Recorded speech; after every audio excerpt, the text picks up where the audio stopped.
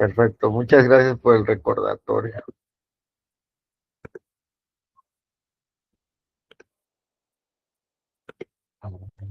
Listo.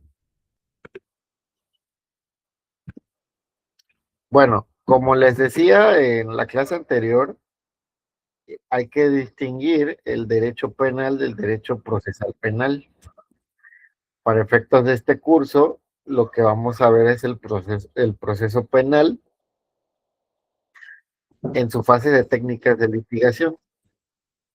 Aquí es importante entender que en cada etapa del proceso vamos a llevar diferentes técnicas de litigación. Muchos autores señalan que las técnicas de litigación solamente son aplicables al juicio oral, pero esto en realidad podríamos decir que no es así. ¿Por qué? Porque desde que estamos en la etapa ministerial, esto es cuando se levanta la denuncia o la querella, pues el defensor debe de realizar muchos actos para que esto se realice de forma correcta. Inclusive los defensores tienen la facultad de realizar actos de investigación. Por ejemplo, pueden llevar a cabo entrevistas, solicitud para recolección de videos, de videograbaciones, actos de investigación consistentes en solicitar a algún tipo de perito que realice alguna investigación exhaustiva. Y es entonces que esta señalización de que el Ministerio Público debe de realizar la investigación no es única, ¿no? Sino que, como sabemos, el proceso al final debe de ir de la mano de tanto el Ministerio Público, el asesor jurídico, como el defensor. Es aquí donde tal vez podemos perder la línea de qué es lo que buscamos, ¿no? Porque una cosa es llevar a cabo técnicas de litigación como defensor, que es el que defiende a la persona imputada, es decir, a la que está siendo investigada por cometer algún tipo de delito, y hay otro tipo de técnicas de litigación que son para el asesor jurídico de la víctima. Claro que procesalmente llevan prácticamente puntos similares, pero lo que busca uno y lo que busca otro son cosas totalmente diferentes. Por ejemplo, les preguntaría, ¿ustedes qué opinan o cuál es su punto de vista respecto de cuál es el fin del Ministerio Público? ¿Qué busca el Ministerio Público en este proceso penal? Pues de una manera u otra una solución al problema. Ok, una solución al problema. Iván, adelante. También me dijo ya el asesor que Ministerio Público o Fiscalía, no sé si sean lo mismo, pero hay casos en los que pues a ellos no les importa la defensa, ¿no? Ellos su fin es colgarse una medalla, una estrellita y como aquí lo vemos en México, colgarse una medallita y culpar al que no es culpable. Perfecto, eso ya nos habla más de una realidad mexicana, ¿no? Y probablemente latinoamericana. En un momento hablaremos de eso. Muchas gracias, Iván. Alma, adelante. Sería como comprobar la culpabilidad del imputado, ¿no? Ok, fíjate, ya estamos hablando de un nivel un poquito más, eh, ¿cómo te lo diría? Un poquito más complicado porque ya hablamos de culpabilidad, pero también a su debido momento vamos a ver dentro de las etapas de la teoría del delito cuando llegamos a culpabilidad, ¿no? Porque es importante que cuando utilicemos conceptos jurídicos veamos la pertinencia de este tipo de conceptos, pero me agradó mucho la intervención, ¿eh? Muchas gracias. Adelante, José Luis. Pero buenos días, compañeros, buenos días. Desde mi punto de vista, el Ministerio Público ha de hacer las veces de un filtro para dar seguimiento a un proceso específico contra una persona. Es decir, el Ministerio Público observará si la detención o lo que se tiene en función de una persona que es acusada, contiene o satisface los requisitos mínimos para seguirle un procedimiento. Ahora, y el Ministerio Público pues determinará, por ejemplo, si esos requisitos mínimos fueron cumplidos o se concluye ahí el proceso contra la persona. Una cosa es el ser y el deber ser, ¿no? La realidad es que yo trabajé en instituciones gubernamentales y el objetivo real o material del Ministerio Público fuera de la idoneidad es el hecho de proveer actividades laborales que demuestren la detención de delincuentes, la generación de carpetas, etcétera, ¿no? Pero eso ya es básicamente una concepción propia y una percepción mía. Ok. Profe, mire, de acuerdo al artículo 131, dice obligaciones del Ministerio Público, pero eso sería otra parte. Sí, eso sería ya más como la parte administrativa, material del MP. Ahorita solo buscamos el fin. Correcto. Perfecto. Adelante, Maestro, José por Camacho. ejemplo, yo, perdón. Pues eh, yo considero que el Ministerio Público, en este caso, tendría que buscar las pruebas pertinentes, según dependiendo del tipo de caso, para, como mencionaron hace rato, saber si es procedente en una investigación una detención o no. Ok, también aquí ya utilizamos otro concepto, que es el concepto de prueba, ¿no? Me agradó mucho la intervención. También ahorita vamos a ahondar en eso de la prueba. ¿Cuándo se utiliza la prueba en el proceso penal, va? Muchas gracias. Adelante, Yuritsi. Pues igual desde mi punto de vista es, bueno, que el MP, su fin es como esclarecer los hechos para que el delito no quede impune. Ok, perfecto. Hay un punto ahí muy relevante porque el artículo segundo del Código Nacional por ahí nos va dando ya esa pista, ¿no? De qué es lo que se busca con el proceso penal. Muchas gracias, Judith. Sí. Niva, adelante. Ay, sí, gracias. Bueno, pues yo pienso que también algo muy importante de los ministerios públicos es que ellos pues van a promover siempre esa medida para que se proteja y se vaya canalizando a la víctima, que cuenta también con el servicio de ir al médico o al psicólogo. O sea, eso es algo que pues ellos son los que de primera parte la persona va, levanta su denuncia, lo que haya pasado, y también la pasan a checar si está bien o qué pruebas pueden quedarse, ¿no? Para más adelante investigar todo. Ok, una conducción de la víctima. Me parece muy bien también esa ver. es la percepción que siempre nos han dado, ¿no? Respecto al proceso penal y el Yo Ministerio encontré Público. otra también definición en el artículo 127, competencia del Ministerio Público, que indica Adelante. compete al Ministerio Público conducir la investigación, coordinar a la policía y a los servicios periciales durante la investigación, resolver sobre el ejercicio de la acción penal en la forma establecida por la ley y, en el caso, ordenar las diligencias pertinentes y útiles para demostrar o no la existencia del delito y la responsabilidad de quien lo cometió o participó en su comisión. Eso Ok, sería todo. perfecto, muchas gracias, Juan. Vean cómo al final determinamos cierto punto. Adelante, Marisol. Buenos días, profesor.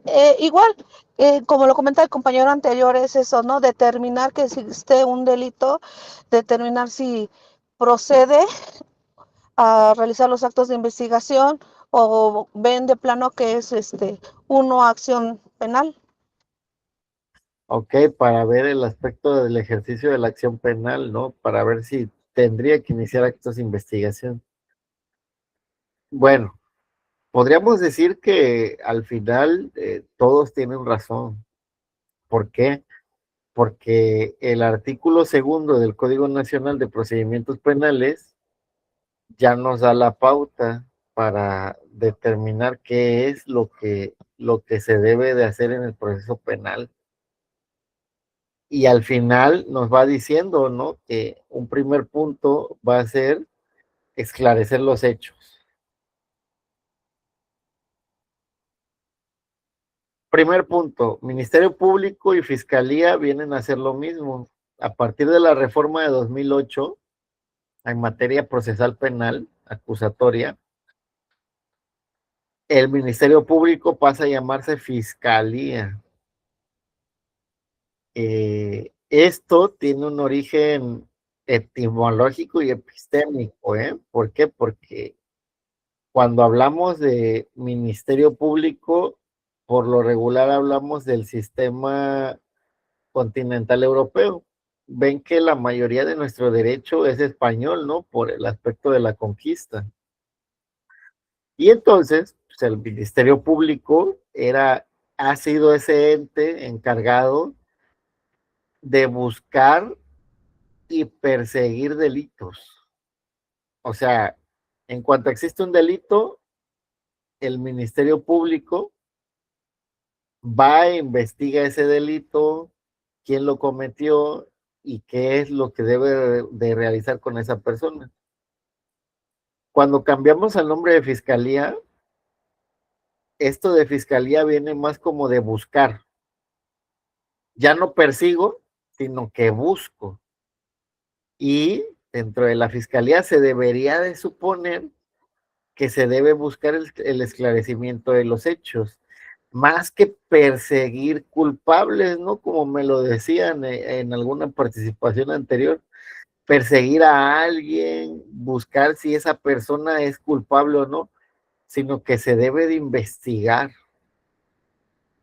Y ese es el fin, ¿no? Del proceso penal, esclarecer los hechos, proteger al inocente. Y aquí viene también otro parámetro muy importante, ¿eh? Vean que todas las palabras, cuando se utilizan de forma correcta, tienen su sentido lógico.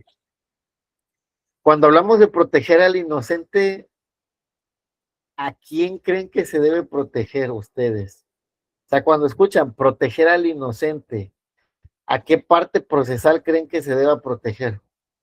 Ambas partes, ambos pueden ser inocentes. A Y la víctima, al imputado. vean cómo la propia participación de ustedes ya da una pauta a ese conocimiento, ¿no? De que en este proceso penal, cuando hay persona imputada y hay una persona víctima, buscamos proteger a ambas partes, no solamente a la víctima, ¿no? Por, vean que la reforma de 2008 se dio mucho por lo oscuro que era el proceso de 2008 a 2017 y actualmente, porque todavía existen procesos en el sistema inquisitivo, ¿no? En el sistema anterior. Prácticamente lo que hacía el Ministerio Público era, a ver, tú eres la persona imputada, pues a ti te voy a perseguir, ¿no? Y tú a ver cómo te sales de esto. O sea, tú tienes que demostrarme que eres inocente.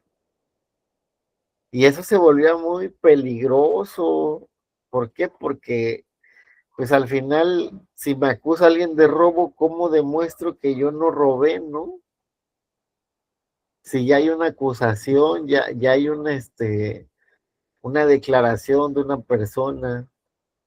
Y peor aún, si esa persona lleva testigos, imagínense. Ahora, ¿cómo me toca a mí demostrar que no fui? Y bueno, pues en aquel sistema, y de hecho hasta en este sistema todavía traemos ese tipo de vicios, pues se pueden dar declaraciones falsas, ¿no?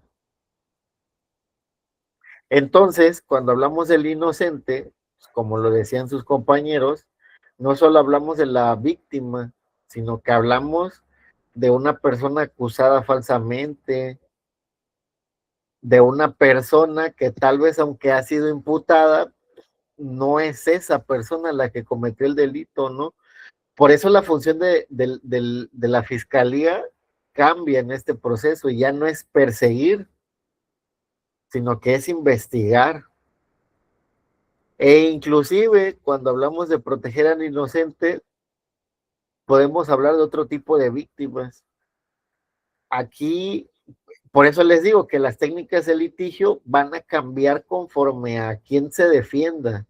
Vean, aquí aunque hablamos del Código Nacional y hablamos del nivel constitucional, por ejemplo, si nosotros tenemos la defensa de una víctima, nuestro papel ya no sería el de defensor, sería el de asesor jurídico victimal, así se le proceso penal. Y entonces nos tendríamos que remitir a otra ley. Hay una ley que se llama Ley General de Víctimas. Esta ley nos habla tanto de víctimas de derechos humanos como de víctimas del delito. Y habla de víctimas primarias, que nos dice la propia ley. Las víctimas primarias son las que resienten una violación a derechos humanos o el delito directamente. A ver, si nos vamos al tipo penal de homicidio, comete el delito de homicidio el que priva de la vida a otro. Les pregunto, ¿quién es la víctima primaria? ¿El ofendido? Ay, La persona, cómo se vuelve complejo, porque es cierto, el Código Nacional de Procedimientos Penales contempla la figura de ofendido. Ahorita vamos a ver eso. Pero a ver, ¿quién más? pero si hablamos de víctima primaria, es la persona que sufrió una afectación en sus derechos, en este caso a la vida. Sería la persona a la que mataron, ¿no? Ok, vean, la víctima primaria es la que resiente la afectación. ¿Podrían Entonces, ser los familiares directos? El fíjate, No, inocente. porque ese ya sería como víctima como secundaria, ¿no? O algo así se le llama, los familiares y demás.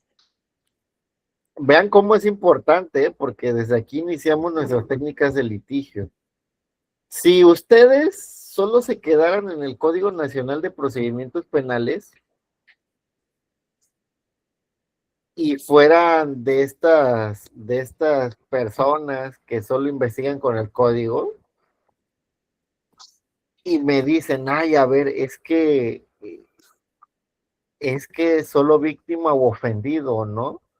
Créanme que por ese tipo de conceptos se pierden muchos derechos.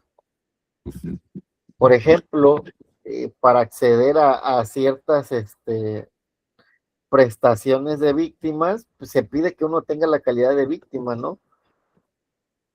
Ayudas psicológicas, prestaciones del Estado para apoyos económicos, inclusive, por ejemplo, la solicitud de un peritaje, un metaperitaje para solicitárselo a un juez. Imagínense que ustedes tengan la calidad de ofendido. El Código Nacional contempla la calidad de ofendido, dice víctimas u ofendidos. cuando me habla de víctima, pues me habla de alguien que resiente un daño directo, ¿no? En su bien jurídico tutelado. Pero ya cuando hablamos de ofendido, hablamos de alguien que no resiente un daño directo, ¿no? Por ejemplo, si comete el delito de homicidio, el que priva de la vida a otro, pues tenemos que nuestra víctima directa fue aquella a la que privaron de la vida, ¿no? Y como decían, a ver, los familiares, ¿serán víctimas o serán ofendidos? ¿Qué opinan? Ofendido. Ofendidos. ¿Seguros? Sí, ofendidos, profe. Los repruebo, si no. Ah, Víctimas. vámonos a la Ley General de Víctimas. Vean, vean cómo va cambiando su percepción conforme vamos descubriendo un poquito más el hermoso derecho. A ver, en un momento. ¿Ya pueden ver ya pueden ver en la pantalla la Ley General de Víctimas? Ya. Sí. A ver, ¿quién me lee el párrafo segundo del artículo 4? Voy. Dice, son víctimas indirectas los familiares o aquellas personas físicas a cargo de la víctima directa que tenga una relación inmediata con ella. La pregunta se las vuelvo a hacer. ¿Son víctimas u ofendidos los familiares? Sí, son víctimas. Víctimas.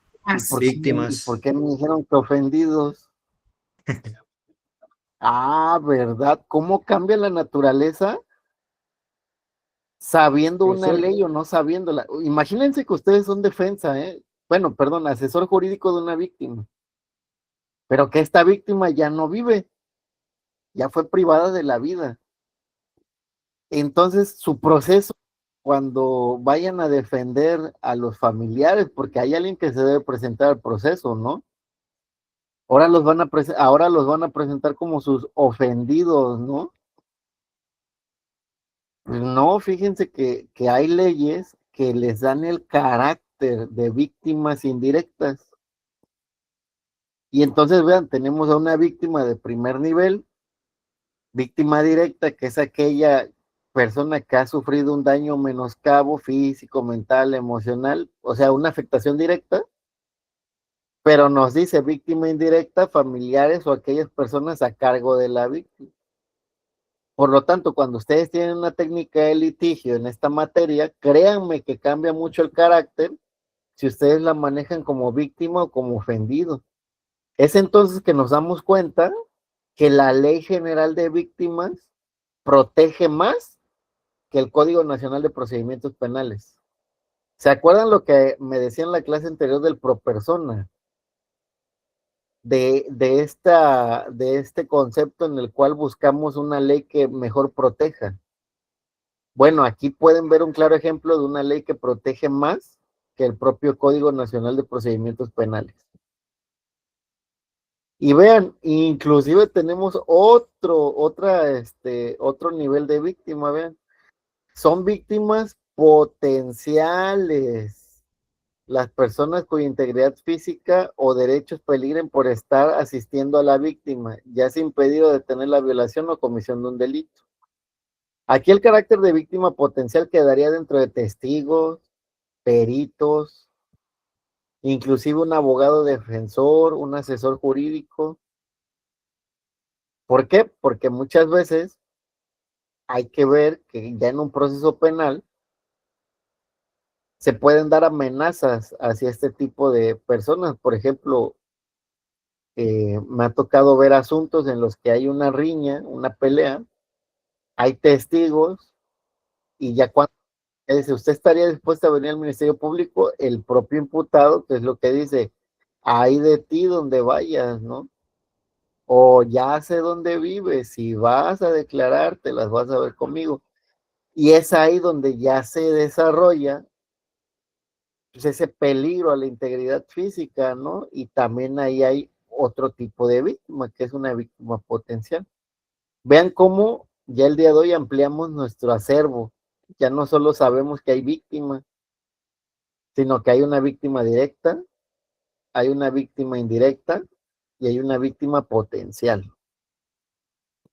Es interesante ver, por ejemplo, que anteriormente cuando existían procesos contra animales, hoy en día les llaman seres sintientes, ¿no?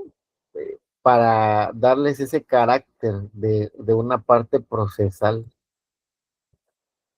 Y hemos visto que dentro de estas características cometidas a delitos de mascotas o de animales, pues ha habido muchas injusticias, ¿no? Me acuerdo del perrito el que metieron al caso de aceite, o de esta persona que aplastaba, ¿no? Los gatitos y los subía a TikTok. Y entonces, pues se desarrolla también un nivel de evolución conceptual. ¿Por qué? Porque al final, primero el Código Civil ha determinado que este tipo de mascotas pues son una propiedad, ¿no? Y al ser una propiedad, se manejan como objetos. Como se manejan como objetos, pues a ver, yo le causo un detrimento a un objeto, pues paga el daño. ¿Cuánto quieres?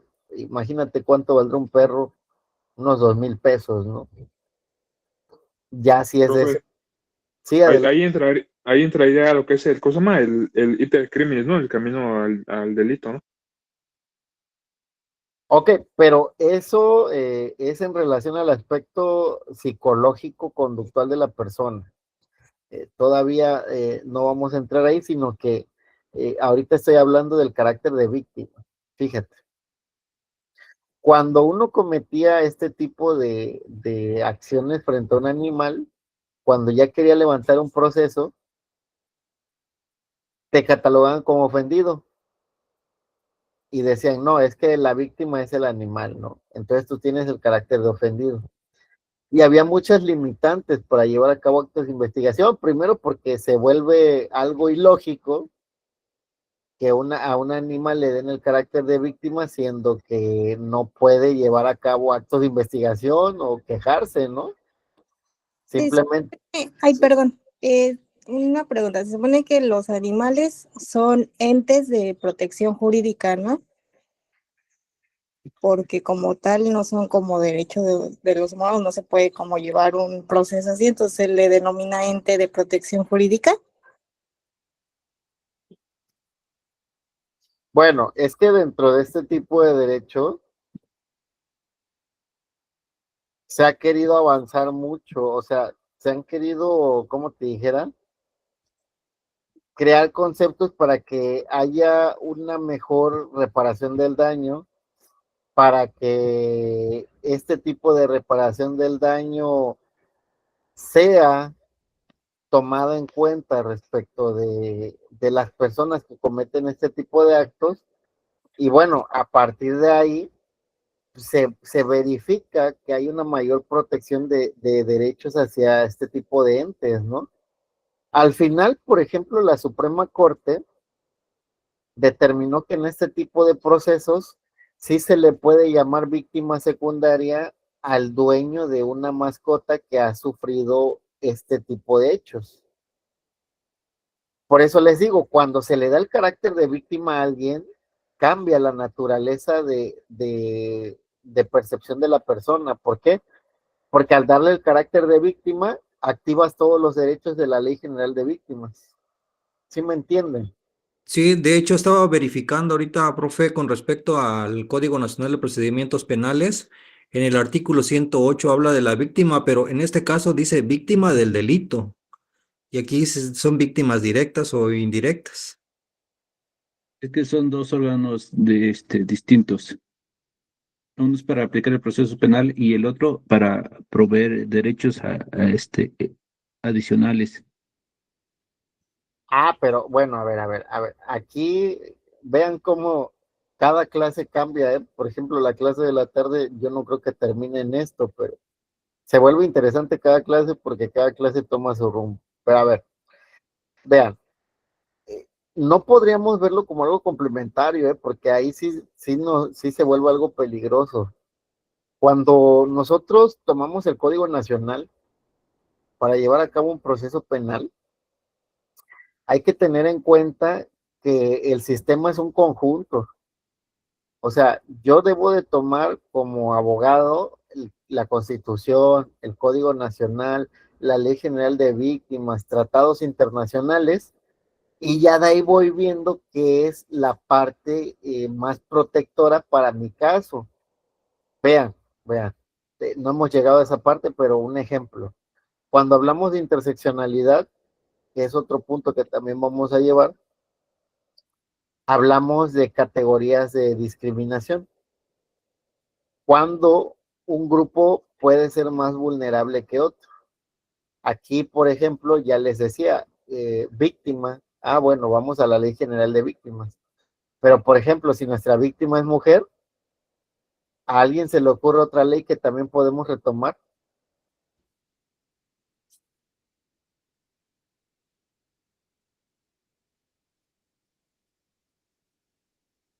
Jóvenes, Pero una ley específica. a la Ley General de Niñas, Niños y Adolescentes, Ok, me parece bien. Ahí va. ¿Alguna otra ley? derechos humanos. Bueno, es que el derechos humanos es un concepto. Dijo La ley general de, perdón, de acceso a una vida libre de violencia, ¿no? De las mujeres a un acceso, creo que así, no recuerdo cómo se llama. Efectivamente, Ley de la mujer la libre de Ley violencia. General de Mujeres para una Vida Libre de Violencia también es una norma que indica, por ejemplo, qué debe de entenderse por otro tipo de violencia, ¿no? Cuando nosotros nos quedamos en el Código Nacional de Procedimientos Penales y en el Código Penal, pues vemos que violencia es una agresión física y que este tipo de lesiones se van a cometer al manifestarse en el cuerpo. Pero si nos vamos a la Ley General para las mujeres a una vida libre de violencia, vamos a ver violencia psicológica, violencia económica, violencia, violencia psicológica, violencia económica, violencia física y los parámetros y aspectos de este tipo de violencia. Entonces, dependiendo del tipo de caso que nos toque, y eso quiero que les quede muy, muy impreso, vamos a ver el tipo de leyes que vamos a ocupar. Y estas leyes tienden a ser más importantes, ¿por qué? Porque al final expandimos el rango en el que podemos argumentar nuestra idea. Les digo, si ustedes solo se quedan en el Código Nacional, se quedarían con una víctima, perdón, con un ofendido. Pero ya si lo expanden a la Ley General de Víctimas, ya tenemos víctima directa, víctima indirecta y víctima potencial. Y al adquirir el carácter de víctima, adquieres más derechos. Adelante, José Luis. Sí, tal vez esté mal mi planteamiento, pero mi idea sería el hecho de, como abogados, analizar el bien jurídico tutelado, evidentemente haciendo en una primera instancia el análisis de las leyes que fueron violentadas y posteriormente hacer el uso del Código Nacional de Procedimientos Penales para su aplicación o demostrar su afectación, ¿no? Pero fíjate, aquí, aparte de analizar el bien jurídico tutelado, debemos analizar el carácter de la persona a la cual le vulneran algún tipo de derecho. Fíjate, la propia Ley General de Víctimas nos da un concepto también muy enriquecedor. ¿Por qué? A ver, dame un momento. ¿Sí están viendo la Ley General de Víctimas? Sí. Sí, profe. A ver. Vean, cuando hablamos del artículo segundo, dice, el objeto de esta ley es, y ya en el párrafo, fracción primera dice, reconocer y garantizar los derechos de las víctimas del delito y de violaciones a derechos humanos. Vean que la propia ley hace una distinción entre víctimas del delito y de violaciones a derechos humanos. ¿Ustedes cuál creen que es esa diferencia? ¿Por qué la ley me dice que es diferente una víctima de un delito a una víctima de una violación a derechos humanos? Porque los derechos humanos son universales, o sea, son para todos. Y derechos de las víctimas se refiere solamente a esta figura. Ok, me agrada la participación, pero a ver, te pongo un ejemplo. Yo privo de la vida a una persona y te hago la pregunta, al privarla de la vida, ¿le vulneré un derecho humano o cometí un delito contra ella? Los dos, ambos porque un derecho humano es la vida, ¿no? Es el bien jurídico universal. Y uno al quitarle la vida a alguien, pues también cometes un delito, que es algo antijurídico. Entonces, pero los derechos humanos aplica para todas las personas. Aquí entra el principio de, ¿cómo se dice? De inocencia. No es nadie es culpable hasta que se demuestre lo contrario, ¿no? Entonces, el derecho humano de la persona es que se tiene que demostrar que lo hizo y no tienen que violar sus derechos humanos. Vaya, disculpen toda la repetición. Ok, me agrada la participación. ¿Alguien más? Pero es que el violentar un derecho humano convierte en víctima a esa persona, es decir, va vinculado, es inherente un concepto al otro, según yo. Según yo estuviera en derechos humanos y voy a defender a la persona de quien se le cometió el delito, ahí procedería para mí, o sea, ¿por qué mataste a esa persona? Sí, pero aquí debemos observar lo que la ley nos establece y nos establece dos situaciones completamente distintas.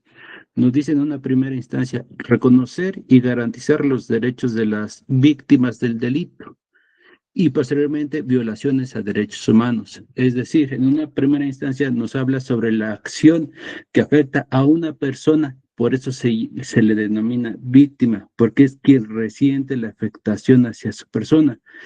Y en otra situación, las violaciones a derechos humanos, que básicamente son las situaciones que el gobierno debe garantizar hacia los ciudadanos, ¿no, profesor? Ah, ok, perfecto. Me parece muy bien porque ya estás hablando ahí de una corresponsabilidad por parte del Estado. Y ahí viene el punto neurálgico de esta pregunta. También he visto en la práctica que muchos confundimos la violación a un derecho humano con un delito, ¿eh? Y es importante saber esa distinción porque vean, esto es litigio estratégico.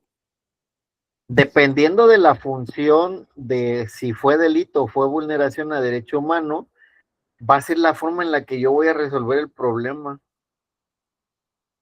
Vean, aquí les voy a ver, les voy a mostrar otra presentación. Y que nos dice, delito, un concepto básicamente nacional, aunque las últimas décadas progresadas también delitos internacionales, generalmente para ser considerados como tales suelen ser cometidos por particulares, solos o en grupo, y deben estar tipificados en el ámbito penal. Como indica el propio Código Penal, son delitos o faltan las acciones o omisiones dolosas e imprudentes. La forma de castigar esta infraccionada puede ser de cárcel o por medio de multa. En cambio, la diferencia fundamental con los delitos es que las violaciones son cometidas por acción o omisión o falta de diligencia. ¿Por parte de quién? Funcionarios del Estado. Y es aquí donde cambia el concepto entre un delito y una vulneración a derecho humano. Vean, cuando yo les digo, si yo privé de la vida a alguien, principalmente estoy cometiendo el delito de homicidio, pero hay que ver el carácter en el que yo estoy privando de la vida a alguien. ¿Por qué? Porque si yo lo hago en relación a mi función como funcionario público, también estoy cometiendo una violación a un derecho humano. Esto es importante, ¿por qué? Porque desde un punto de vista estratégico, se puede llevar el proceso penal contra la persona que comete el delito, ¿no? De privación de la vida. En Pero, este caso, sí, que le adelante. interrumpa. En este caso, si un policía mata a alguna persona, como dice usted, particular, entonces ahí sí entran los derechos humanos. Ah, vean cómo ya empezamos a ver un poco más allá del propio proceso penal. Efectivamente, Juan José, si el policía estaba en su función de brindar protección a la sociedad y priva de la vida a alguien sin causa justificada, porque también eso lo vamos a ver, que hay causas de justificación para privar de la vida a alguien, estaríamos probablemente ante la violación a un derecho humano también. La diferencia, ¿cuál es? Que vean, el policía va a llevar un proceso penal, es decir, va a seguir todas las etapas del proceso para ser juzgado. En cambio, dentro del litigio estratégico que tenemos, también podemos reclamar la responsabilidad patrimonial del Estado. Es decir, que el Estado no actuó con la debida diligencia y que por lo tanto por eso se perdió la vida de esta persona. Y es ahí donde ya existen violaciones a derechos humanos. La vía idónea puede ser desde una responsabilidad patrimonial, un daño moral también por parte del Estado, e inclusive llegar hasta la Corte Interamericana de Derechos Humanos. México actualmente tiene 16 sentencias de la Corte Interamericana de Derechos Humanos. A ver, más en una pregunta. Sería uso de la fuerza. Bueno, ese sería un punto, el uso de la fuerza pública. Pero no solamente queda ahí. Casos como el de Rosendo Radilla, vean, este caso es de 2008, el de Rosendo Radilla contra México.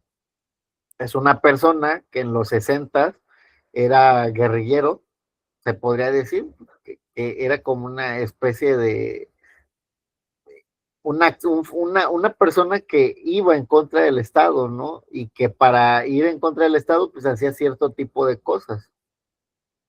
Un día sale de su casa, lo interceptan en el camino unos militares, lo suben a este carro militar y órale, lo desaparecen. ¿Qué es lo que pasa? Que cuando lo suben, pues había gente que vio que lo subieron a un carro militar, ¿no? Ajá, componía corridos, ¿no? Y este tipo de cosas, pero eran contra el Estado, este tipo de canciones. Lo suben y lo desaparecen. La familia lo busca, se entera que lo subió un carro militar y que lo llevaron a cierta dirección, y bueno, el Estado siempre negó, hacían peticiones para que lo liberaran, y cuando iban dirigidas esas peticiones, pues los funcionarios a las que llevaban las peticiones de liberación decían que ellos no lo tenían.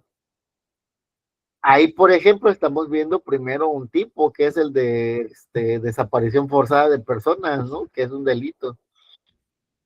Probablemente porque nunca se comprobó, pero tampoco nunca apareció, pues el delito de homicidio, porque pues, ¿qué espera uno cuando le pasa eso, no? Pero ante el Estado mexicano, pues el Estado, como vino de personas que trabajaban para el propio Estado, que en este caso son agentes militares, pues el Estado cometió violaciones a derechos humanos. ¿Por qué? Porque nunca siguió una debida investigación, porque negó los hechos y por la propia desaparición de Rosendo Radilla. Y es entonces que quiero que les quede claro esa función. Cuando ustedes ven un tipo de caso, hay que analizar hasta esos puntos. Este caso solo constituye un delito o también una violación a derechos humanos, porque a partir de ahí también va a depender nuestra estrategia de litigio. Exacto, Carla, efectivamente. Es similar a la desaparición de los 43 de Ayotzinapa. ¿Por qué? Porque hay videos donde se ve cómo los detienen, hay videos donde se ve cómo lo trasladan en estas camionetas municipales, de la policía municipal, e inclusive hay declaraciones que dicen que los llevaban a una zona militar y que no eran policías municipales, sino que eran policías municipales, perdón, que eran militares vestidos de policías municipales. Y entonces ahí es donde ya vemos casos más complejos, ¿no? Que no solo se quedan en el delito. Exacto.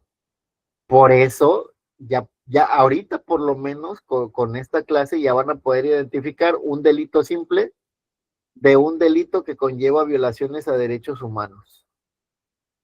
Esto, como nos lo decía uno de sus compañeros, es de vital importancia al momento de tomar un caso. ¿Por qué? Porque, por ejemplo, a partir de estos puntos, también podemos solicitar la intervención de mecanismos especiales, por ejemplo, de la Comisión Interamericana de Derechos Humanos, de la Comisión Nacional de Derechos Humanos o incluso de la Comisión Estatal de Derechos Humanos del lugar donde estamos. Ya la clase anterior me daban ese concepto, ¿no? De la Comisión de Derechos Humanos. Pero cuando ya se habla de violaciones graves a derechos, créanme que este tipo de comisiones ayudan mucho al esclarecimiento de los hechos. Y vean, ahí ya no solo está el asesor jurídico, la defensa y el Ministerio Público, sino que entra otro ente como parte procesal, que es la Comisión de Derechos Humanos. ¿Por qué? Porque según el artículo 102, apartado B, esta comisión es un ente regulatorio del Estado, o sea, no es parte del Estado, sino que regula el Estado. Y debe de velar porque este tipo de violaciones no se lleven a cabo. Entonces les digo, cuando hablamos de litigio estratégico, vean cómo empezamos con la víctima y terminamos con violaciones a derechos humanos. Es importante saber identificar el carácter de la víctima.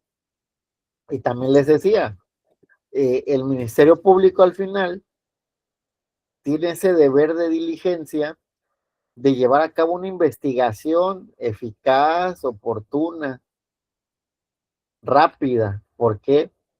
Porque muchas veces, y vamos a la contraparte, la persona imputada. Adelante, Víctor. Sí, gracias, licenciado. Solo para aclarar un poco la duda que me surge, en el concepto que nos muestra ahora en pantalla, especifica que la violación la comete o son cometidas siempre por acción o negligencia por parte de funcionarios del Estado. Quiero entender que no está acotado necesariamente a las instituciones del Estado como tal, sino también son vulnerados esos derechos humanos por particulares. Es una pregunta, licenciado. Ah, ok, perfecto, Víctor. Es una excelente pregunta. Y te voy a decir que aquí hay ciertas acepciones. ¿Se acuerdan que les dije que el derecho cambia dependiendo de la zona territorial? Entonces, vean, primero les digo lo que pasa aquí en México y después les digo cómo ha estado evolucionando el derecho en otros países, ¿va? Para que nos quede primero lo del derecho positivo mexicano.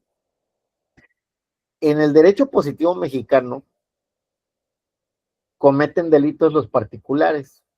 Esa ya era el ejemplo que les decía, ¿no? A ver, yo privo de la vida a alguien o yo robo. Cuando yo cometo esas acciones, estoy cometiendo un delito. Las violaciones a derechos humanos solamente las puede cometer el Estado. Y aquí viene una excepción, lo que preguntaba Víctor. Aparte del Estado, ¿quién más puede cometer violaciones a derechos humanos? Bueno, esto nos remite a la ley de amparo e inclusive a la Corte Interamericana de Derechos Humanos. La excepción es un tercero con una función estatal. ¿Qué quiero decir cuando hablo de un tercero con una función estatal? A ver, para que quede claro, les pongo un ejemplo. Ustedes saben que el Estado hace subcontrataciones. A estas subcontrataciones les llama licitaciones públicas o les llama adquisiciones. Licitaciones, adquisiciones, licencias, también entrega concesiones, ¿va? Estas concesiones son algo que debería hacer el Estado, pero no lo hace. Y entonces contrata a alguien especializado para que lo haga. Ejemplo, el IMSS cuando necesita guantes médicos. El IMSS no tiene su fábrica de guantes médicos, ¿verdad? Entonces lo que hace es abrir una licitación y dice, a ver, bueno, este es el deber ser, ¿no? Porque muchas veces es adquisición directa, pero cuando es por concurso es, a ver, aquí está esta solicitud. El IMSS necesita 1,000,000 de guantes. ¿Quién tiene la mejor oferta, no? Y ya por adquisición pública, pues a ver, llega una empresa privada y dice, a ver, yo te los dejo a $1. Y llega otra y dice, yo te los dejo a 99 centavos. Y entonces, por medio de esa licitación, el IMSS adquiere cosas privadas para que se vuelvan públicas. ¿Hasta ahí vamos bien? Sí. Sí, profesor. Sí, profe. Perfecto. Ahora, esto mismo que hace el Estado lo hace con otro tipo de asuntos. Ejemplo, cuando el Estado determina una licitación para crear una carretera. Dice el Estado, yo no puedo, que lo haga una empresa privada y abre la licitación. Ahí vemos esta característica que les digo, un tercero con una función estatal. Entonces, ¿quién más puede violar derechos humanos? Esta persona esta persona física o moral que tenga el carácter de tercero con función estatal. Hay un claro ejemplo en el amparo que se ha puesto últimamente muy de moda, y a ver, con esto yo espero que les quede ya más claro. Escuelas privadas.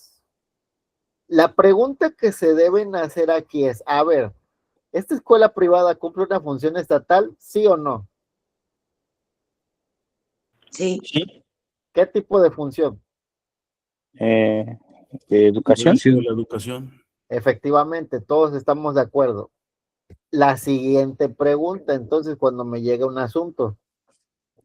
Al cumplir esta función estatal que debería de cumplir el Estado, este particular, nos referimos a una persona moral, a una persona jurídica, porque es una escuela privada, ¿está violando algún derecho? O sea, ¿está vulnerando algún tipo de derecho de la persona? Vean el caso. Una persona se va a graduar, pero no le alcanza para la graduación. ¿Por qué? Porque ven que en este tipo de escuelas privadas es carísimo a veces. ¿Qué es lo que la escuela le dice? Le dice, mira, yo te tramito tu título y tu cédula, dame por tu título 30,000 y por tu cédula dame otros 20.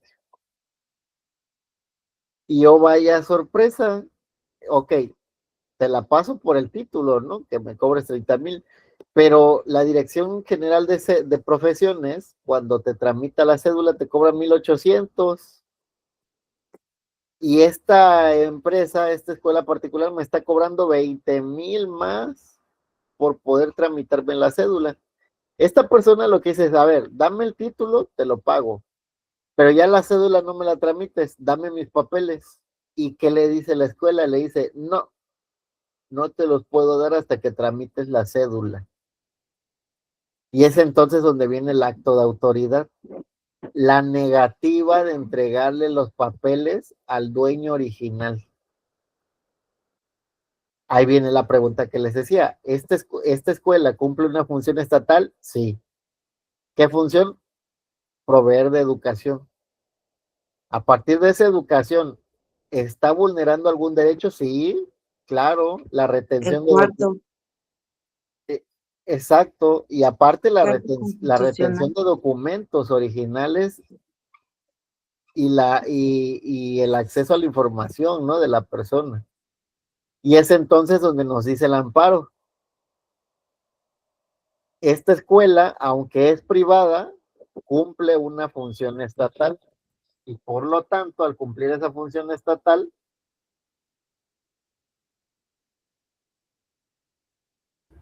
al cumplir esta función estatal, está vulnerando derechos humanos de una persona. Es por tanto que bajo esa función estatal que está cumpliendo este privado, es procedente el amparo. Entonces, respecto de la pregunta de Víctor, si solamente el Estado puede vulnerar derechos, aquí hay un claro ejemplo de cuando una persona física o una persona moral vulnera derechos humanos, pero debe cumplir ese requisito, Víctor. Una función estatal que sea delegada hacia un tercero como privado. Correcto, licenciado. Sí, me queda claro esa parte y esa distinción.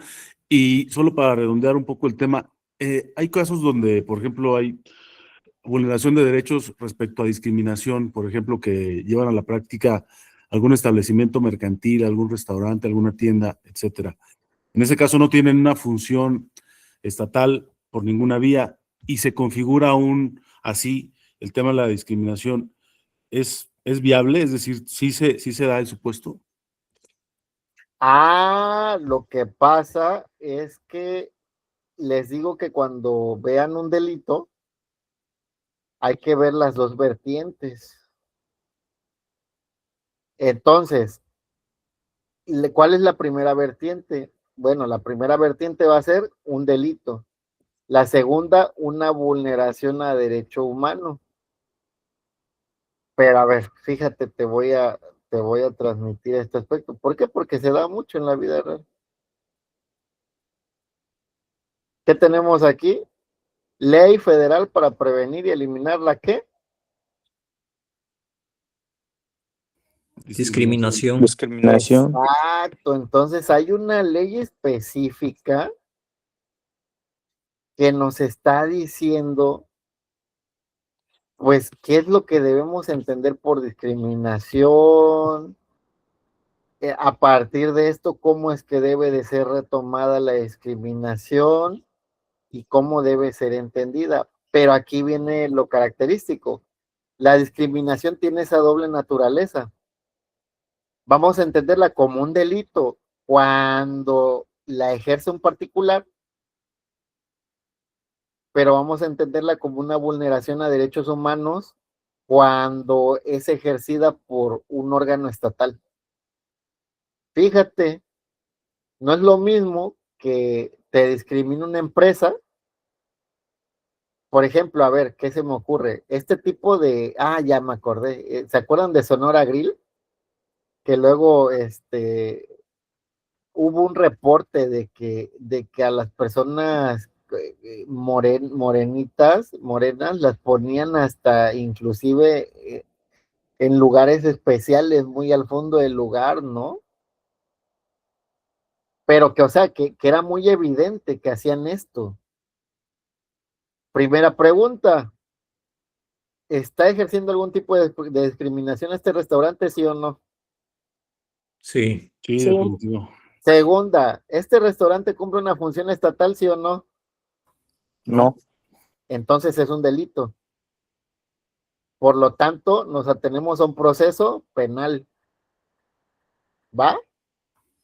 Correcto. Pero a ver, ¿qué pasaría si ese mismo caso fuera ante una dependencia pública? Imagínense nuestra hermosa universidad. Que nuestra hermosa universidad distinguiera entre unas personas y otras, ¿no? Si lo estuviera cometiendo. Exacto, a ver. ¿Está cometiendo discriminación? ¿Sí o no? Sí. Sí. ¿Es un agente del Estado? Sí. Entonces, aparte de estar cometiendo un delito el servidor público que me está discriminando están cometiendo violaciones a derechos humanos por parte de la institución. Quiero que eso quede claro. Sí, queda claro, profe, gracias. De acuerdo, licenciado. Por mi gracias. parte, sí. Perfecto. José Luis, adelante.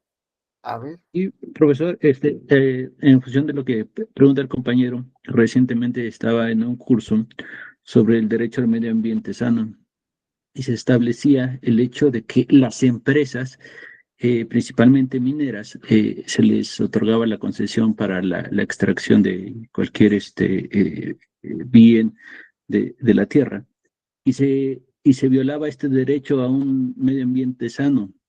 Y se generaba también contaminación al entorno, disminución del derecho al agua, porque muchas de las poblaciones, pues generalmente eran alejadas a la ciudad, y esas pequeñas poblaciones, pues quedaban afectadas en varias situaciones, ¿no? Como el hecho de que la contaminación a su alrededor aumentaba, la disminución del agua para sus cultivos y el derecho a la salud, el derecho a tener alimentación, pues también se menoscababa, ¿no? Y estaba en función de esto, lo que quería decir y relacionarlo con lo que decía el compañero, que si la violación a los derechos humanos solo se ejercía por parte del Estado. Y aquí observamos la actividad de una empresa particular, pero que al final es concesionada, es una concesión que le provee el Estado, ¿no? Y observamos la deficiencia del Estado de intervenir de manera integral, es decir, proveer concesiones sin observar las afectaciones en derechos humanos al entorno social. Muchas gracias por la participación. Ya Claramente, estos son terceros en función estatal. exactamente, ahí ya son terceros en función estatal. Entonces, ahí es donde quiero que les quede cuenta ese aspecto de solamente cuando un tercero con una función estatal realiza este tipo de actos, es cuando vamos a ver violaciones a derechos humanos. Ay, sí es cierto, denme un momento. Vean cómo se pasa el tiempo rapidísimo con ustedes. A ver, déjenme enviarles la lista de asistencias.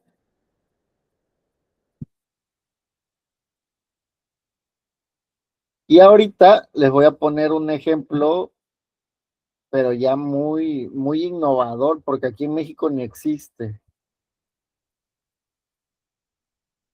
Pero yo espero que aquí en México ya se tome en cuenta. Ahorita les digo. Listo. Ahí nada Doctor, más. Adelante, Carla. Ya pasen la lista, pues no se les olvide, porque ahí depende su constancia. Carla, adelante.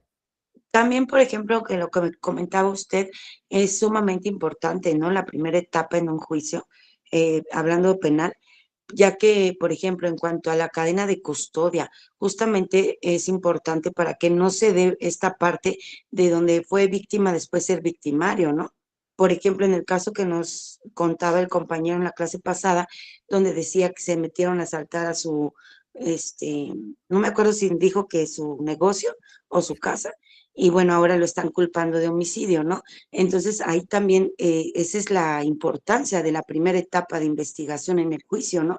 Y que desafortunadamente no lo hay. ¿Es cuando? Claro, en este aspecto es importante también determinar la calidad en la que nos encontramos. Muchas veces la autoridad, y vean que esto es algo engañoso, porque la autoridad nos dice que somos, como les testigos, o sea, nos empieza a tratar como testigos, pero ya en un sublenguaje, aunque nos dice que somos testigos, nos está tratando como imputados. Y es entonces donde lo que mencionas, ¿no? O sea, al fin uno trata de cooperar y trata de ser transparente y todo, y ya cuando ves, órale, ya te metieron una denuncia hasta a ti, ¿no? Y entonces, pues ahí es donde uno desconfía de la propia autoridad, ¿no? Y eso es importante porque imagínense si nosotros que somos abogados luego nos sentimos vulnerados, pues ahora las personas que no saben nada de derecho, ¿no? Ahí se vuelve complicado eso. Adelante. ¿Se acuerda que en el curso pasado estaba muy sonado en redes sociales que se habían metido a asaltar a un Oxxo y después el policía le privó de la vida a este sujeto? Ahí también considero que hubo uso excesivo, ¿no?, de legítima defensa, porque si bien es cierto que intentaba asaltar, pues también no era para quitarle la vida. A lo mejor nada más es darle un balazo en una rodilla, dejarlo inmovilizado y tan tan. Pero entonces aquí ya cambia mucho la figura y yo creo que la criminología también sería muy buen coadyuvante para el derecho, ¿no cree, doctor? Claro que sí, Carla. Te voy a decir algo. La licenciatura que ustedes tienen es en Derecho y Criminología. Lamentablemente, criminólogos hay poquitos. Yo contaría a los abogados dentro de la licenciatura que estamos y son prácticamente el 90%. Y de criminólogos son poquititos y peritos también son muy poquitos. Esto llega a resultar un problema, ¿por qué? Porque al final, digo, yo soy abogado enteramente, o sea, mi licenciatura fue en Derecho, mi maestría es en Derecho y mi doctorado es en Derecho. Entonces yo soy cuadrado totalmente, ¿no? Como abogado. Pero imagínense a mí dando clases de criminología. Yo no voy a, o sea, yo aunque tenga todo el mundo el derecho conocido, pues como criminólogo no voy a ejercer una buena, un buen conocimiento, ¿no? ¿Por qué? Porque pues mi corriente no es criminología, entonces, pues bajo ese parámetro, si es necesario que la ciencia de la criminología, pues la aporten criminólogos. ¿Por qué? Porque es otra visión de ver el crimen, ¿no? De ver este tipo de delitos. Yo lo Sobre veo todo como, que el criminólogo es el que ve la prevención al delito. sí, efectivamente, los abogados somos mucho de batalla, de no, pues no quiere, pues vámonos a un juicio, no quiere, pues hay que llevarlo al proceso. Y al final eso se vuelve algo muy problemático, ¿por qué? Porque cuando uno quiere un proceso, pues igual y la víctima ya hasta quería aceptar una solución alterna, ¿no? O la víctima solo quería una disculpa, y pues el abogado ahí queriendo sacar un poquito más de ganancia, pues, ahí trata de alargar este proceso hasta 20 años, ¿no? Y me ha tocado verlo, o sea, yo hablo por experiencia en ese aspecto. Entonces sí, nos falta mucho evolucionar en este aspecto de la criminología, pero bueno, pues poco a poco se va dando esto, porque también pues, hay muchos criminólogos, pero pues, esperemos que también la universidad vaya haciendo este agregado de criminólogos de raíz, ¿no? No de solamente abogados que den criminología, porque sí me ha tocado ver muchos. Por ejemplo, ustedes llevan una materia que se llama victimología, ¿no? La victimología ve las raíces y el análisis de cuándo alguien se vuelve víctima. Y a mí me tocó platicar en algún momento y decir, no, pues es que tengo que ver este aspecto de la victimología. Y me dice otro abogado, léete la Ley General de Víctimas. Así piensa un abogado, que la victimología solo es la Ley General de Víctimas, pero nada que ver, o sea, vean lo peligroso que es darle una materia que no domina a alguien pues, que no es experto en eso, ¿no?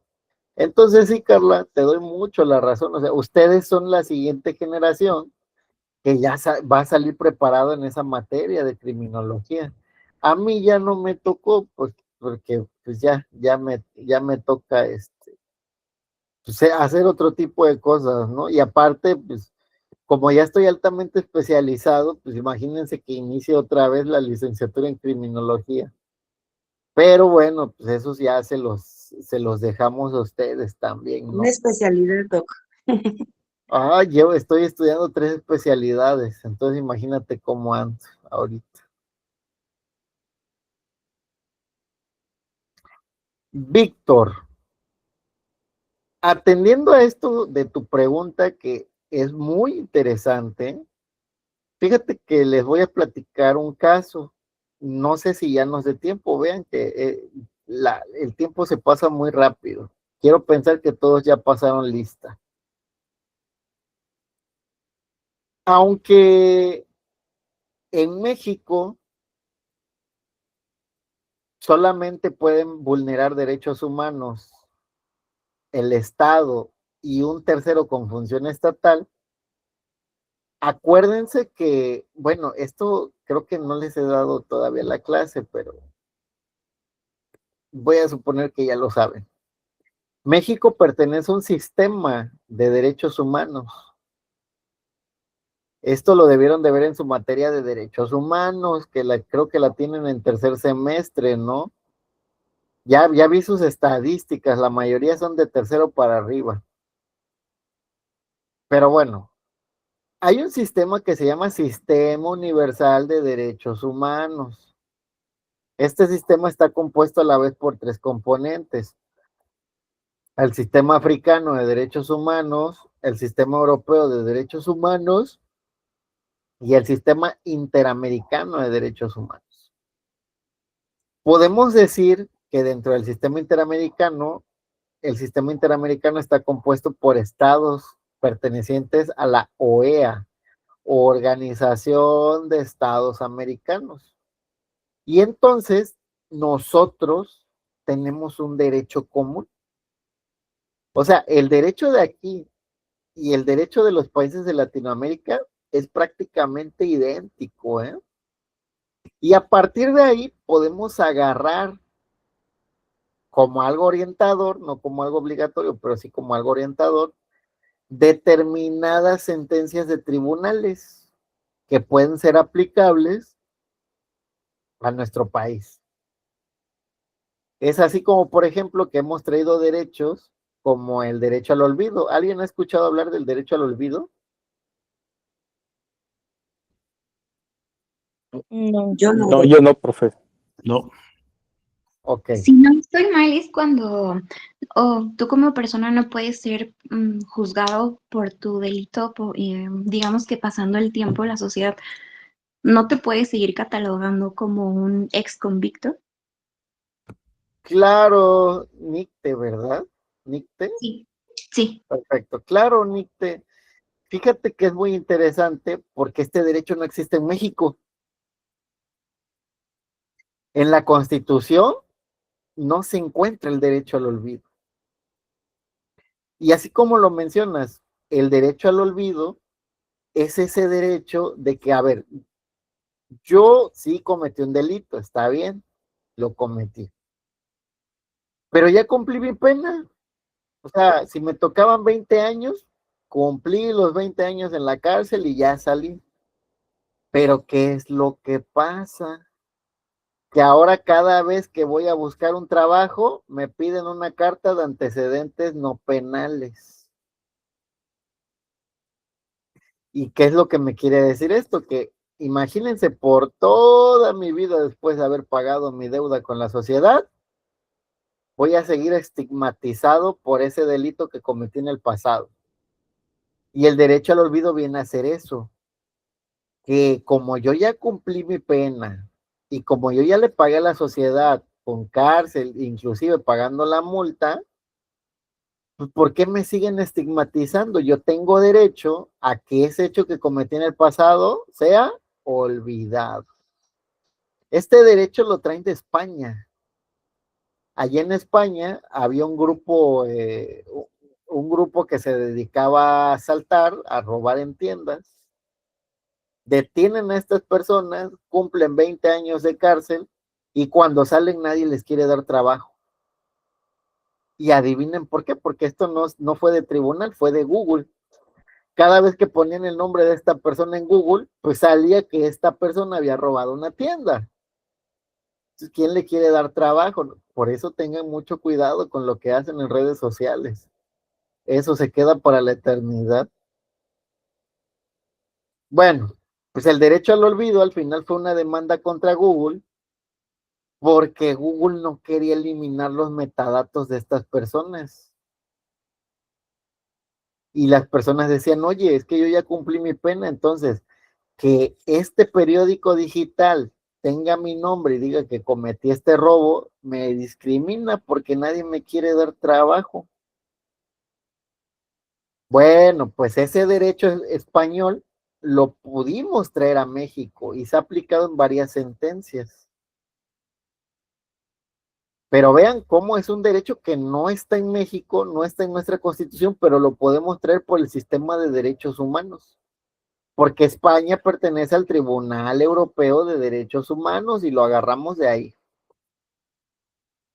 Vamos con lo que preguntaba su compañero Víctor. Vean que en Colombia se dio un caso particular, ahorita se los comparto. Este caso me llamó mucho la atención, demasiado a mí. A ver.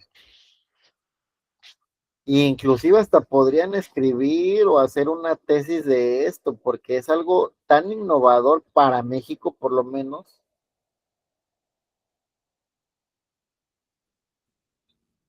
Miren, quiero esa playera. Vean. Corte Constitucional de Colombia precisa alcances de la moderación de contenidos en redes sociales al amparar derechos de influencer. Determinó que la actuación de la empresa, vean aquí ya se mete una empresa, vulneró derechos fundamentales como la libertad de expresión, el debido proceso y la igualdad. La Corte subrayó que los jueces colombianos son competentes para conocer de controversias digitales con efectos en el país y ordenó a la plataforma garantizar transparencia, coherencia y no discriminación en sus políticas de moderación de contenido. Esta nota es importante porque aquí introducen otra cosa, y esto es muy interesante, digno de estudio del derecho. Hay un influencer que tenía su Instagram y todos los días pues, subía contenido. Decide participar en una de estas, de estos retos que hace Instagram, ¿no? De no, consigue 200,000 likes y te damos un premio. Pues participa, comienza con esto de la solicitud de likes, de corazoncitos, y de un día para otro su cuenta desaparece. La cuenta de Instagram, o sea, Instagram, acuérdense que pertenece a Meta, antes Facebook, que es una empresa transnacional, y desaparece su cuenta. Ella pues trata de buscar una aclaración, ¿no? Respecto de la propia página. Ven que luego dice dudas o comentarios y Instagram le dice, lo que pasa es que violaste normas de políticas de uso de tu cuenta y por lo tanto fue baneada. Órale. Y pide otra aclaración más específica, pero la verdad es que Instagram le dijo que pues, no era su responsabilidad decirle qué es lo que incumplió, sino que esta empresa se guardaba el derecho a decidir si la aceptaba o no, y dijo que en ese momento no, que estaba baneada. Este influencer lo lleva a la Corte Constitucional colombiana. Allá no se llaman amparos, se llaman acciones de tutela. Y la Corte Constitucional colombiana dice, anda, pero es que es una empresa y las empresas se rigen bajo el derecho civil. Y bajo el derecho civil, acuérdense que hay un contrato de voluntades, ¿no? Un acuerdo de voluntades llamado contrato. Pero hay algo que se llama parámetro de regularidad constitucional, que esto es todo lo que esté por debajo de la Constitución debe de estar de acuerdo con la Constitución. E Instagram no es la excepción. Y revisan el contrato y resulta que, por ejemplo, decía que se reservaba el derecho a aceptar o no a personas, decía que los procesos que llevara no serían publicados ni serían públicos hacia las personas, y dice la Corte colombiana, híjole, estás violando el debido proceso y el derecho a una audiencia de una persona. Entonces vean cómo, por ejemplo, en otras latitudes, como Colombia, inclusive este tipo de empresas, primera pregunta, ¿Viola algún derecho? Probablemente sí. Segunda pregunta, ¿cumple una función estatal? No. Para el parámetro mexicano no pasa, ¿eh? O sea, no pasaría como una violación a un derecho humano. Pero allá en el parámetro colombiano dijeron, aunque no cumple una función estatal, sí incumple la Constitución. Y nada puede estar por encima de la Constitución, ni una transnacional. Y es ahí de donde lo agarran. Entonces les digo, hay otros países en los que, aunque no haya sido un tercero con una función estatal, sí puede violar derechos humanos. Esto puede ser traído a México. Todavía no ha habido una controversia en México de este tipo, pero yo espero que en un futuro la haya, porque sí es cierto que hay empresas que aunque tienen un contrato y tienen este tipo de adhesiones, sus contratos violan derechos humanos y son contrarios a la Constitución. Y es importante que este tipo de actos de particulares se regularice y vayan acorde al orden constitucional, ¿eh? ¿Hasta aquí tienen alguna duda? Doc, incluso eso pasa también con los bancos, ¿no? Y esas empresas donde prestan dinero, presta fácil o prenda fácil, que finalmente también violan algún derecho en cuanto a los intereses, ¿no? Claro, y de hecho aquí el Sus problema letras es, pequeñitas. sí, se llaman, también hay uno de los que les llaman goteros, que te cobran de poquito, de poquito, de poquito, y al final vienen a hacer contratos usureros, ¿no? Claro, Sí, porque la ley establece que nada más es el 8% y se van del 15 para arriba. Y luego intereses sobre intereses, que bueno, ya salió una jurisprudencia, pero finalmente lo hacen y es anticonstitucional.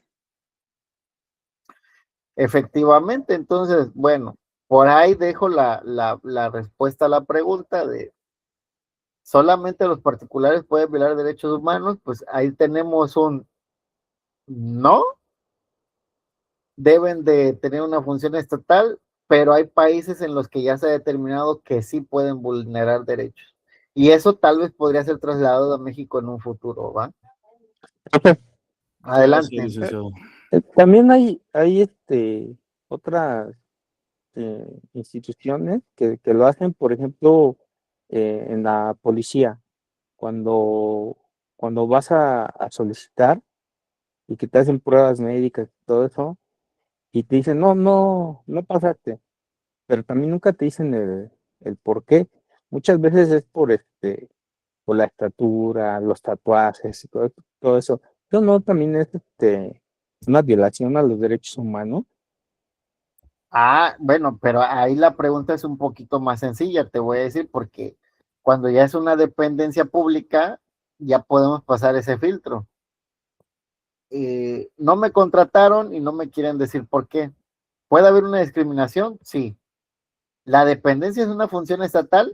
Sí, pues es una dependencia que cumple seguridad pública. Y ya entonces yo podría tener una vía administrativa para poder quejarme, inclusive ir con su órgano interno de control por una queja respecto de ese punto, o en este parámetro ir a transparencia para solicitar hasta ese momento que como yo participé en este tipo de concursos, se me diga por medio de transparencia el por qué punto por punto no fui aceptado en esa institución. Pero ahí sí, flagrantemente es una violación a derechos humanos. ¿Por qué? Porque ya sabemos que es una institución. Adelante, José Luis. Sí, profesor, yo trabajé varios años en actividades de seguridad, en varias instancias. Si necesitan, bueno, lo que le quería comentar es que efectivamente, como decía el compañero, los exámenes no son públicos. Sin embargo, la ley lo establece, establece el hecho de que estos resultados no han de ser públicos, en el sentido de que los aspectos a evaluar no pueden ser distribuidos tampoco al personal concursante, debido a que son situaciones muy particulares, no sé cómo decirlo de manera exacta. Sin embargo, establece la propia ley el hecho de que sí hay mecanismos para obtener ese tipo de explicaciones, ¿no? como dice el compañero, tal vez fue hacer exámenes de control y confianza, y este examen de control y confianza tiene varias etapas o varios aspectos que se califican en este control y confianza, ¿no?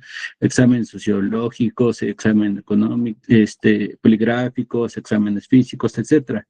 Y, por ejemplo, si alguna persona tiene alguna deficiencia en satisfacer la calificación mínima, sí existen sí existen esos registros. Sin embargo, siempre que se van a hacer estos exámenes, se firma digamos, un contrato de confidencialidad de los resultados. Sin embargo, la propia ley establece que haciendo uso de procedimientos específicos administrativos, sí se pueden obtener esos resultados. Muchas gracias, José Luis. Pues bueno, ahí ya tenemos una respuesta más concreta, pero sí, o sea, siempre va a haber un parámetro del derecho administrativo que nos va a llevar a visualizar este tipo de acciones, porque sí, o sea, en un momento puntual, cuando uno no acredita un examen, de hecho, bajo el parámetro de regularidad constitucional, nos dice la propia Constitución que debe haber una motivación y fundamentación de cualquier acto de autoridad, ¿no? Entonces, bajo ese parámetro, como lo menciona José Luis, si hay entes administrativos que nos pueden clarificar el por qué no fuimos contratados en ese punto. Yo recuerdo que hace unos ayeres hubo unas convocatorias para ingresar al servicio de carrera de la UNAM. Y para esto también igual uno cumple ciertos exámenes y ciertos requerimientos. ¿Y qué es lo que pasa? Que al final pues, el voto es prácticamente secreto, ¿no? O sea, la puntuación que te dan no te la dicen. Pero bajo un examen de solicitud de transparencia, buscaron cuál era la puntuación que habían dado. Pero no solo la puntuación, sino el por qué habían dado esa puntuación. Y ya cuando analizan los parámetros de los profesores, pues resulta que las sumas las hicieron mal. ¿Quién sabe? O sea, ahí no podríamos decir si sumaron mal a propósito para favorecer a alguien o le hicieron la suma mal porque el profesor no sabía sumar, ¿no? Pero al final eso ayudó a que a un profesor que le habían dado una plaza en la UNAM, pues vieran que en realidad no tenía la puntuación necesaria, sino que la suma fue hecha mal y ya se la dieron a quien sí le correspondía, ¿no? Entonces les digo, este tipo de actos siempre bajo una solicitud de transparencia o bajo el órgano administrativo conducente pueden ser verificados. Adelante, José Luis. Sí, abonando a lo que usted está comentando, efectivamente, los exámenes de control y confianza, por ejemplo, hubo un tiempo cuando recién se habían implementado, que eran el medio idóneo por el cual la institución corría a los elementos principalmente de seguridad pública en cualquier estrato, federal, estatal o municipal. Y sin embargo, cuando se hacía el estudio más profundo, evidentemente a partir de un procedimiento legal, se observó que, por ejemplo, el examen poligráfico era una máquina y no podía determinarnos el hecho de que se pudiera perder la confianza en los elementos. ¿Qué ocurrió?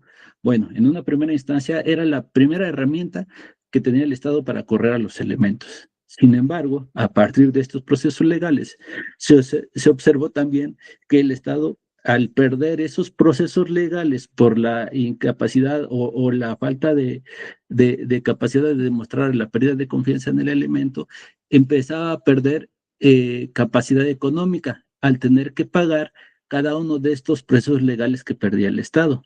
Y de unos años para acá, se empezó a observar que los resultados de los exámenes de control y confianza que se hacen al interior de la institución de seguridad pública ya no tienen como resultado la pérdida del empleo del elemento. Ahora se le manda al elemento a reforzarse en esas áreas de oportunidad que se observaron en esos exámenes de control y confianza. Perfecto, José Luis, pues muchas gracias por aclararnos este punto. Les digo que por lo regular el derecho penal va muy de la mano del derecho administrativo, ¿eh? E inclusive los procesos y procedimientos son idénticos. Ahí sí tienen oportunidad también de ver algo de administrativo. Créanme que el derecho administrativo es muy lucrativo y actualmente está muy en boga esto de los derechos humanos. En el penal ya se observaba, ¿no? Esto del debido proceso, de la presunción de inocencia, pero en el administrativo apenas lo están retomando. Entonces, es muy interesante ver cómo este tipo de derechos se parecen mucho. Bueno, una vez pasado este punto y ya ver a las partes procesales, fíjense, todo se desprendió de la pregunta de cuál es el fin del Ministerio Público. Pero entonces vamos a ver que el fin del Ministerio Público va a ser investigar. Pero esta función de investigar también la va a tener asesoría jurídica y la va a tener la defensa. Cada uno va a tener ciertos matices. Les haría una pregunta. ¿Cuál creen que sea el fin de la asesoría jurídica?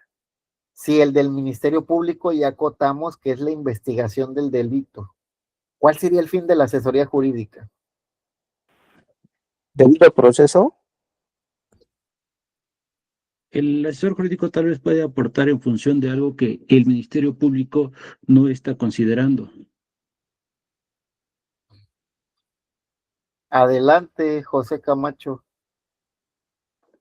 En este caso podría ser que el asesor jurídico está para hacer valer el derecho de acceso a la justicia adecuada de las víctimas. Perfecto. Hola, profe. Bueno, yo opino que la asesoría jurídica sería tanto para cualquiera de las dos partes conocer sus derechos. Ok, muchas gracias, Erika. Carla, demostrar la inocencia. Perfecto, muchas gracias, Carla. Profe, para mí, Adelante, asesoría, perdón, sale.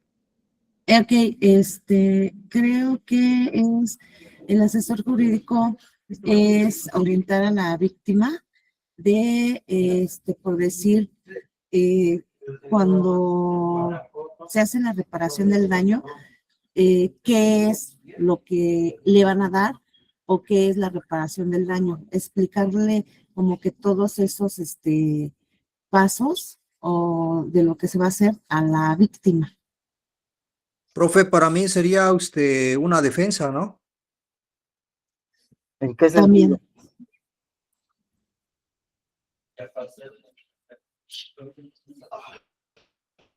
Ok, muchas gracias, Ros. Muchas gracias a todos. Erika también dice, el MP realiza la investigación y el asesor jurídico que aplica los resultados de la investigación a fin de absolver al acusado. Ok, muchas gracias también, Erika. Vean que el punto de la asesoría jurídica, por lo menos en el proceso penal acusatorio, es muy específica. Como ustedes dicen, ayuda al Ministerio Público. ¿A qué lo ayuda? Pues a todo lo que le haya faltado. En la siguiente clase vamos a ver algunos ejemplos de qué es lo que podría pasar con un Ministerio Público eficiente. Pero cuando el Ministerio Público hace toda su carga como debe de ser, o sea, hace, digámoslo en términos coloquiales, hace su chamba, lo que le queda al asesor jurídico, y que de hecho se marca mucho en la ley, es buscar la reparación integral del daño. Ese va a ser el fin de la asesoría jurídica, buscar la reparación integral del daño. Y bueno, esto se los voy a dejar como una actividad para la siguiente clase. Me deben de investigar qué es la reparación integral del daño, cómo está constituida, qué lo conforma, qué es lo que se necesita para tener esta reparación integral. Y ya a partir de eso vamos a partir la siguiente clase, ¿va? ¿Les parece? Doc, ¿de la Correcto. víctima y del imputado o de ambos? La reparación integral del daño corresponde a la víctima y al asesor jurídico. Ok. Vamos a ir hablando uno por uno de las partes procesales. Entonces, esa va a ser la actividad. ¿En qué consiste la reparación integral? Acuérdense de esa palabra, reparación integral del daño. ¿Hasta aquí tienen alguna duda? Hasta ahorita no, gracias. No, profe, gracias. Perfecto. Bueno, por el día de hoy aquí la vamos a dejar porque tengo que dar otro curso en 40 minutos. Ya ven que yo también doy relaciones internacionales y entonces pues allá doy derecho constitucional, así que ahorita voy a ir a comer y pues ya comenzamos el siguiente curso, ¿va? Entonces, nos vemos el viernes. Tengan excelente día y bueno, ya el viernes platicamos de lo de la reparación integral del daño. Nos vemos, saludos. Gracias, profe. Hasta luego. Excelente Buen día. semana. Excelente día para todos. Señor, bonito.